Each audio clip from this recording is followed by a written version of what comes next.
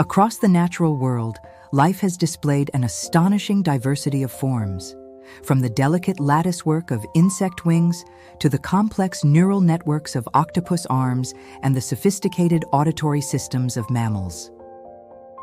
Evolution is often imagined as a one-way march toward greater complexity. Yet scientists have found that in many cases, nature takes what seems like a surprising turn.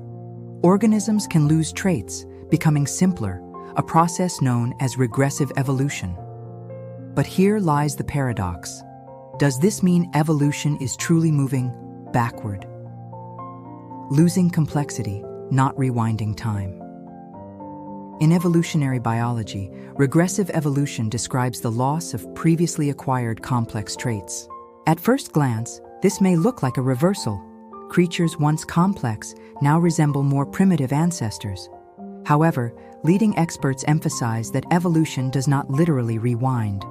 As evolutionary developmental biologist William R. Jeffrey of the University of Maryland notes, the ability to rewind the tape of evolution and retrace the same steps in reverse is extraordinarily unlikely. Instead, what scientists observe is that natural selection or genetic drift can favor the reduction or elimination of traits that no longer serve a purpose in a given environment. The extreme case, mixozoans.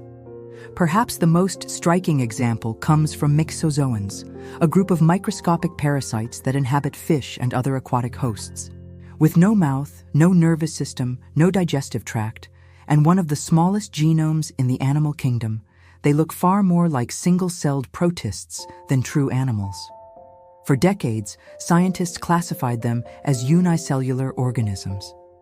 But molecular studies revealed their surprising ancestry. They descended from cnidarians, the same family that includes jellyfish and sea anemones.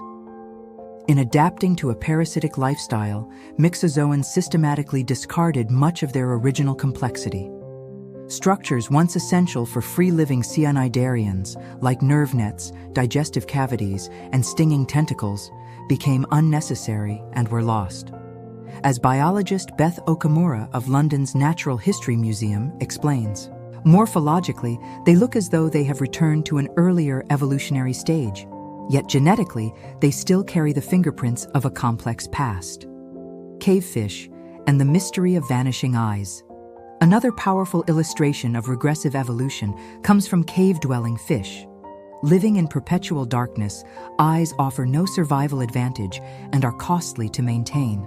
Over many generations, natural selection favored individuals that no longer invested energy into eye development.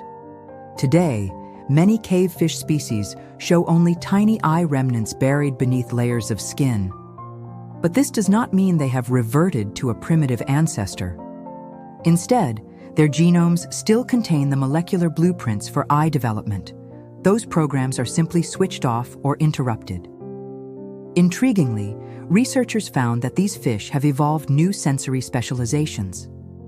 In the empty sockets where eyes would normally form, they develop clusters of vibration-sensitive organs that allow them to detect the slightest ripples in the water.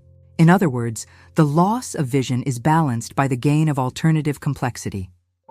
Why evolution cannot simply reverse? One of the reasons evolution cannot literally go backward is that every genetic change interacts with many others.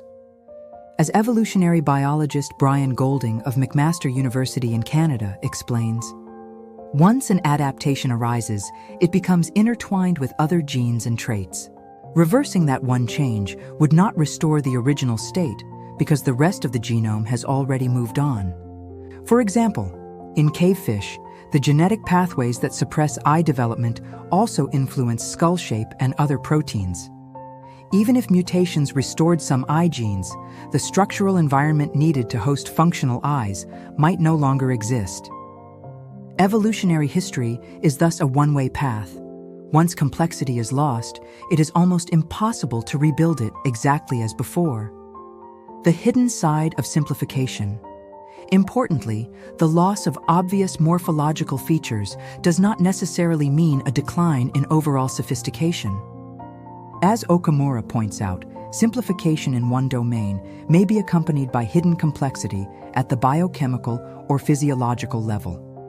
Parasites like myxozoans, while anatomically simple, produce intricate molecular tools to invade and manipulate their hosts. Similarly, cavefish, while blind, have enhanced sensory systems that make them highly adapted to life in darkness. Evolution has no directional goal. The very phrase evolution in reverse can be misleading, suggesting that evolution inherently strives toward complexity. In truth, evolution has no predetermined direction. It simply favors traits that increase survival and reproduction under specific conditions. Sometimes that means building new organs and networks. Other times, it means shedding them. As Jeffrey summarizes, losing complexity can actually be an adaptive advantage. Energy is not wasted maintaining organs that serve no purpose. In that sense, evolution always progresses, not toward complexity, but toward better fit with the environment. Regressive evolution reveals that life is not a linear ladder of progress, but a vast, branching web of adaptations. Organisms may gain traits, lose them, or repurpose them entirely. What seems like a step backward is, in reality, nature's way of fine-tuning survival strategies in an ever-changing world.